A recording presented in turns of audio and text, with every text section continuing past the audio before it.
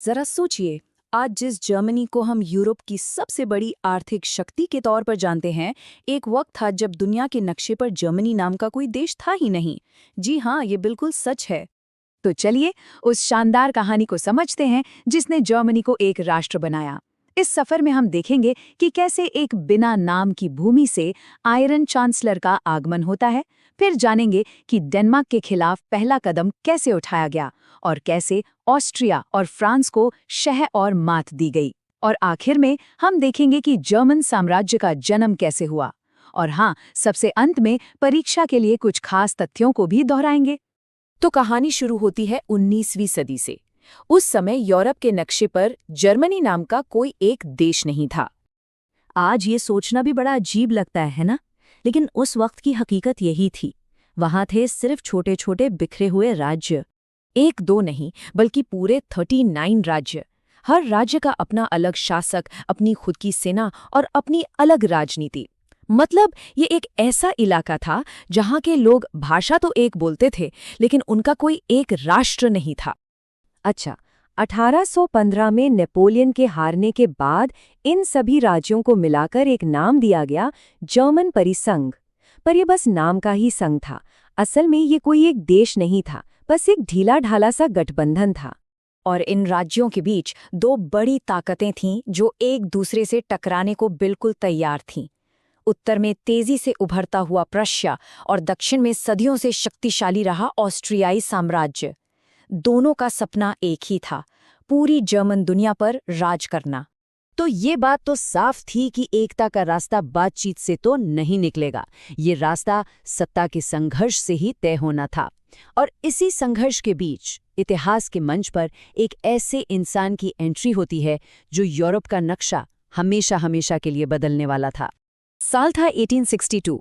प्रशिया के प्रधानमंत्री बनते हैं ओटो वॉन बिस्मार्क, एक ऐसे राजनेता जो कूटनीति को शतरंज के खेल की तरह देखते थे और उन्हें ये अच्छी तरह पता था कि असली ताकत कहाँ से आती है।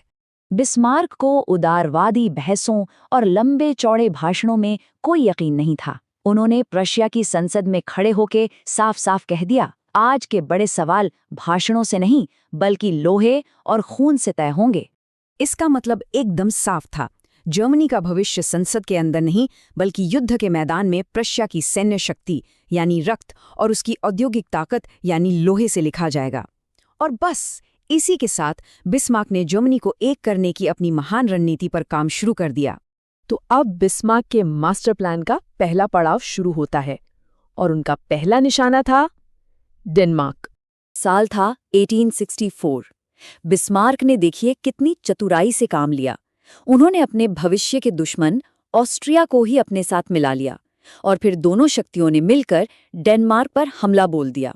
वजह थी श्लेज़विग और होल्स्टीन नाम के दो इलाके जहां जर्मन आबादी काफी थी।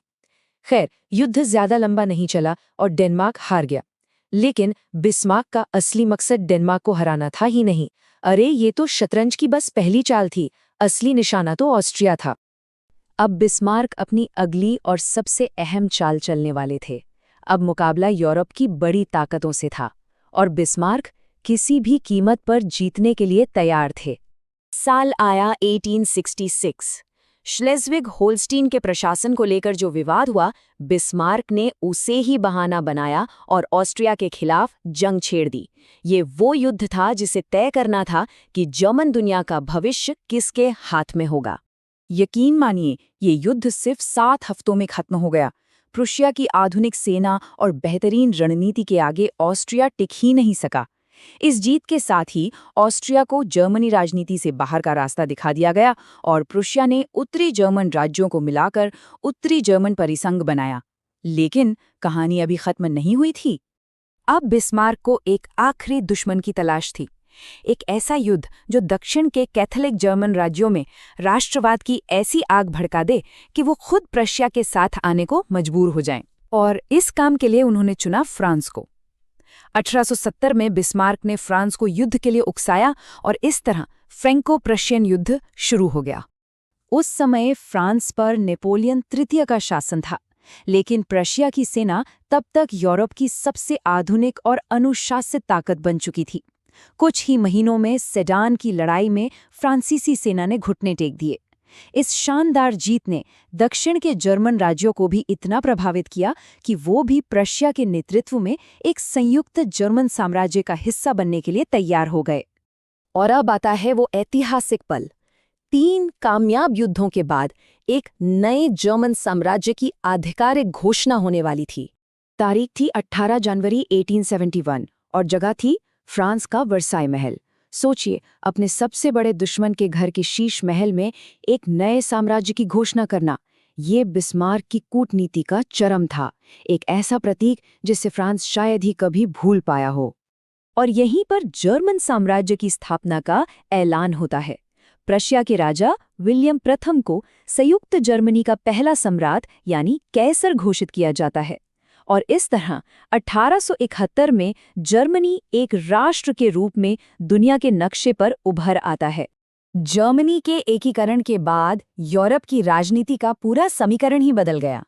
जर्मनी एक जबरदस्त सैन्य और औद्योगिक शक्ति बनकर उभरा और बहुत से इतिहासकार ये मानते हैं कि शक्ति के इसी नए संतुलन ने उन तनावों को जन्म दिया जिसका नतीजा आखिर में प्रथम विश्व युद्ध के रूप में सामने आया। तो ये थी जर्मनी के जन्म की पूरी कहानी। चलिए अब जल्दी से इस कहानी के कुछ सबसे ज़रूरी तथ्यों पर नज़र डालते हैं जो किसी भी परीक्षा के लिए बहुत काम के हैं। जो खास बातें याद रखनी है वो है जर्मनी का एकीकरण 1871 में पूरा हुआ। इस पूरी प्रक्रिया के जो वास्तुकार थे वो थे ओटो वॉन बिस्मार्क और उनकी नीति रक्त और लोहा के नाम से मशहूर है। इस लक्ष्य को पाने के लिए उन्होंने 3 बड़े युद्ध लड़े। 1864 का डेनिश युद्ध, 1866 का ऑस्ट्रो प्रशियन युद्ध और 1870 का निर्णायक फ्रैंको प्रशियन युद्ध। तो 39 बिखरे हुए राज्यों से जो कहानी शुरू हुई थी वो 1871 में एक शक्तिशाली जर्मनी के जन्म के साथ पूरी होती है। और इस पूरी कहानी का मास्टरमाइंड सिर्फ एक व्यक्ति था, Otto von Bismarck, the iron chancellor.